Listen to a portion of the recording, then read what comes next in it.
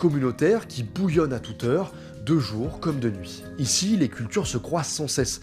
On entend du français, du yiddish ou encore de l'arabe, et ce n'est pas un hasard.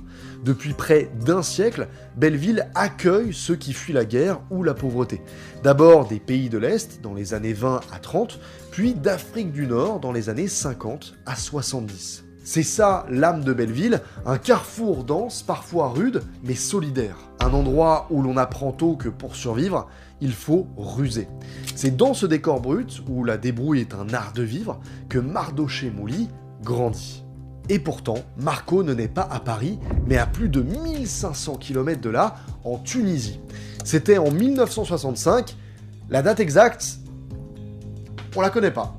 C'est un détail flou, presque anodin, mais qui en dit déjà long sur le personnage, un type insaisissable qui brouille les pistes comme s'il avait toujours refusé de livrer son origine, son identité. Au fond, peut-on vraiment savoir qui est Marco Mouli ? C'est à la fin des années 60 que la famille Mouli, comme beaucoup d'autres juifs tunisiens, met le cap